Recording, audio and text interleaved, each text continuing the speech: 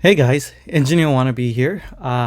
Today we're going to be doing a bit of a shorter video. It's kind of an unboxing and first impressions of the Omega Planet Ocean that I got last week. I decided I wouldn't do an unboxing when I got it just because the unboxing is so similar to a lot of Omegas. But then I went ahead and reconsidered that, and I'm going to kind of add in a comparison between the Omega Seamaster that this is replacing. So I don't have the S&P 300 on me right now. I did trade it. While all this is percolating in my head right now, I'm going to talk about it. So yeah, here we go. Before we get into that, of course, I'm going to do a wristwatch check. And funnily enough, I'm wearing the watch that I had with me, or the watch that I got with the Planet Ocean. This is the Seiko SJE085, the Alpinist reissue. Really over the moon with this one, quickly becoming one of my favorite watches along with the Planet Ocean. So let's flip the camera and get into it. Okay guys, so let's talk a bit about this Planet Ocean when it's compared with the Seamaster. So the Planet Ocean is a 39.5mm watch, while the Seamaster Professional, the modern version, of course, is a 42.5mm watch. So let's just say it's 42. And the Planet Ocean, let's just say it's 39. Maybe I should round it up, but it kind of wears smaller, so let's round down. Both of them are very well respected watches in the watch community. They both have ceramic dials. They are both stainless steel. The Planet Ocean has a ceramic bezel, while the Seamaster that I did have, generally the general Seamaster would have a ceramic bezel as well, but the one I had was the Necton edition. So that one had a laser bladed titanium bezel. Very interesting watch. I do still kind of miss it. You don't generally see a matte gray ceramic dial. Matte gray ceramic, just matte ceramic in general is very rare. So it was a beautiful watch. But one thing that I had to note was it was a big watch for me. It was slightly under 50 lug to lug.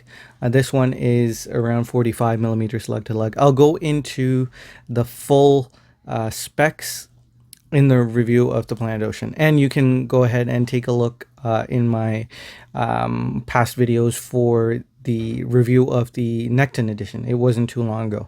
So this one wears much better on my wrist, around 14mm thick, a little over 14mm thick. The the Necton, the Seamaster 300, was around 13.5mm thick. So about a millimeter difference, and you can kind of feel the thickness on the Planet Ocean, but at the same time they've done a few tricks. The bevels are insane on this watch. They're twisted lugs just like the Seamaster, but the bevels are a bit more exaggerated. So the thing about the Planet Ocean is it doesn't exactly have crown guards. It has a sunken in crown.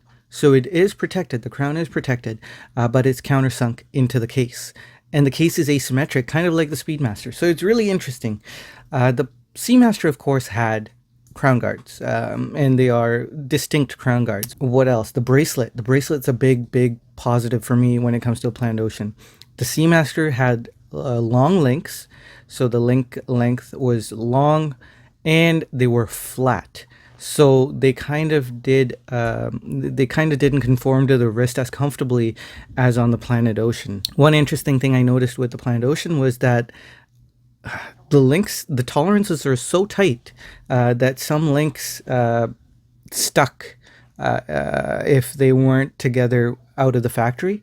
So when you're sizing the bracelet, say you just grab any old link that you took from the other side of the watch, let's say, it actually got stuck when it was trying to articulate. And it took a little bit to work out. It did, over the week that I've worn it, it did kind of work itself out, and you don't see that anymore. So very high tolerances, very tight tolerances here with this watch.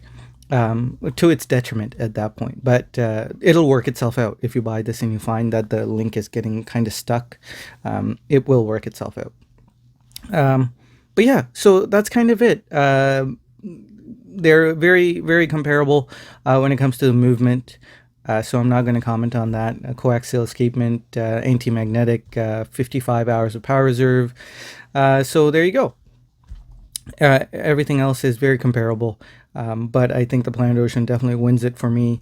It's not as striking, it's not as eccentric or beautiful, maybe as the specific Necton version, but this thing wears on my wrist way better. It's still very beautiful. I really love the orange accents. The black dial is inky deep because it's a ceramic dial. I love the liquid metal ceramic bezel. I was really sad when Omega took that away and had enamel filled ceramic.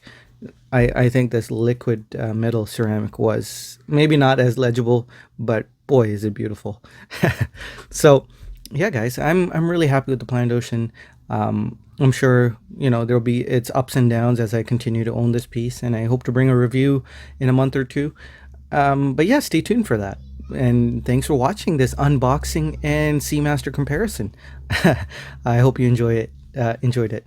But anyway, guys, I just want to mention that I appreciate you. Remember, guys, that time is short. We're running out of it, and you are precious and you are worth it. And I do appreciate you. But yeah, take care. Hope you have a great day wherever you are. Stay safe, and I'll see you in the next video. Bye, guys.